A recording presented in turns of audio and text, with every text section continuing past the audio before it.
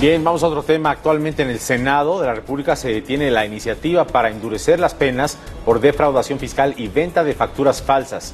Todo indica que esta semana se revisará en comisiones y vamos a hablar de esto, justamente de lo que significa. Nos acompaña para ello. Agradezco muchísimo a Carlos Romero Aranda, procurador fiscal de la Federación. Señor procurador, ¿cómo estás? Bienvenido, Carlos. Muchas gracias por la invitación. ¿De qué trata esta iniciativa? ¿Por qué es importante? Esta iniciativa es muy importante porque lo que busca es equiparar a la venta de facturas, a esas empresas que se dedican a venta de facturas o llamadas factureras, equipararlas con delincuencia organizada.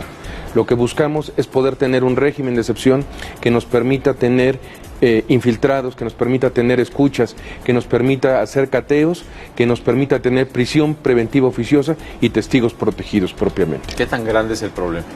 El SAT ha establecido que son alrededor de 360,000 millones de pesos actualmente revisados. Yo calculo, y nosotros en Procuraduría calculamos que son más de 500,000 millones de pesos al año. Al año. Al año. O sea que el acumulado debe ser gigantesco.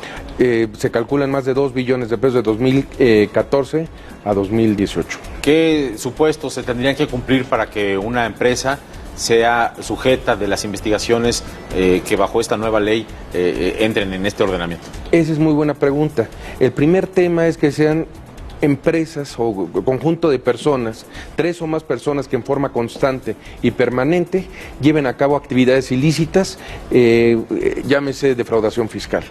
Es decir, no es una empresa que cumple con sus obligaciones fiscales, que tiene trabajadores, que lleva una operación normal. Estamos hablando de una organización delictiva. Que típicamente tiene algunas características, me imagino, en cuanto a su domicilio fiscal, su presencia en ese domicilio, ese tipo de cuestiones. Son personas que se constituyen esas empresas con testaferros, con prestanombres, personas de escasos recursos, empresas que no tienen activos y sobre todo que los domicilios fiscales son covachas o son cuartos donde no hay mayor bien. Y esos son los prestanombres. Siempre hay un gran beneficiario de estas estructuras. He leído mucho en la prensa al respecto, procurador, y se ve que hay alguna preocupación de algunas personas del sector empresarial para que no les vayan a perseguir. ¿Qué les dices? Que estén tranquilos. Esta reforma va encaminada a perseguir estos grupos criminales, no para perseguir al contribuyente normal, al contribuyente que se atrasa en el pago de sus impuestos, cuando no hay engaño, cuando no hay dolo. Eso no vamos, el contribuyente, o sea, hay contribuyentes que son buenos y es a los que hay que respetar.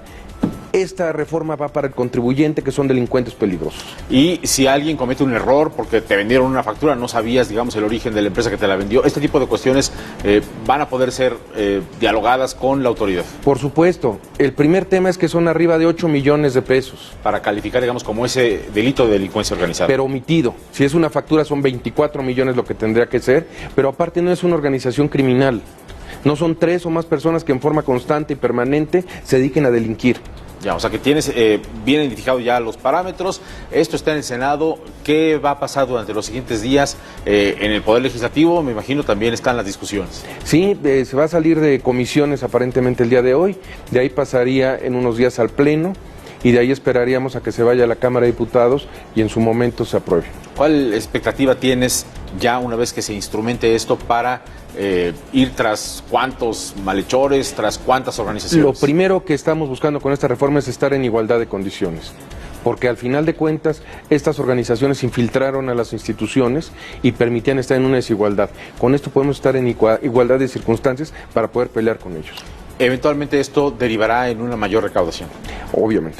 ¿Qué dice el presidente López Obrador a este respecto? ¿Cuál es, digamos, la organización completa del Ejecutivo en torno a esta iniciativa? Esta es una iniciativa que el presidente está impulsando y que es una iniciativa preferente para él. ¿Cómo podemos equiparar lo que esto ha sido para México, un problema grave como nos lo estás describiendo, frente a lo que ocurre en otros países? ¿Cómo estamos en México? Realmente este es un problema de la mayor magnitud por lo que nos dices, pero no sé si esto es algo que mundialmente sea un problema. Esto para mí es el deporte nacional en México y son mafias que al final de cuentas van migrando. En Sudamérica ya está presentándose este problema, por eso están muy a la expectativa de qué va a suceder en México para ellos copiar el esquema que tenemos aquí para empezar a atacarlo en esos países. La lógica de los sistemas, las tecnologías de información, todo lo que el SAT ha hecho en los últimos años y con lo que opera la recaudación fiscal, ¿Tendrá que blindarse también más ante estas organizaciones? Siempre tiene que irse mejorando, pero ante estas organizaciones y al manejo de efectivo que hacen, por eso es necesario tener estos esquemas de excepción, que son de nueva cuenta los infiltrados, las escuchas y los cateos. ¿La Procuraduría ya tiene el plan para desplegar estas estrategias de infiltrados, cateos, a partir de que se apruebe? Estas son facultades que se le dan a la Fiscalía General de la República. Esto es también una situación que blinda para las garantías individuales de los contribuyentes. El SAT primero revisa. Si pasa y consideran que hay delito, lo pasan a la Procuraduría Fiscal, que de nueva cuenta es un filtro. Si determinan que hay delito, pasa a la Fiscalía General de la República, y si la Fiscalía considera que hay delito, pasaría ante un juez de control, y que es el que al final de cuentas determinará si hay delito o no hay delito. Procurador, me da la impresión de que vas a tener que explicarlo por todos lados, esto de manera constante, por un lado, y por otro lado, garantizar a las empresas que cumplen, a todos nosotros que pagamos impuestos, que esto no se trata de terrorismo fiscal, nada de esto, ¿no? Esto es un mensaje doble, ¿no? Esto debe quedar muy claro, esto no es terrorismo fiscal. Vamos contra este grupo de contribuyentes, este grupo de defraudadores, este grupo criminal que estamos persiguiendo.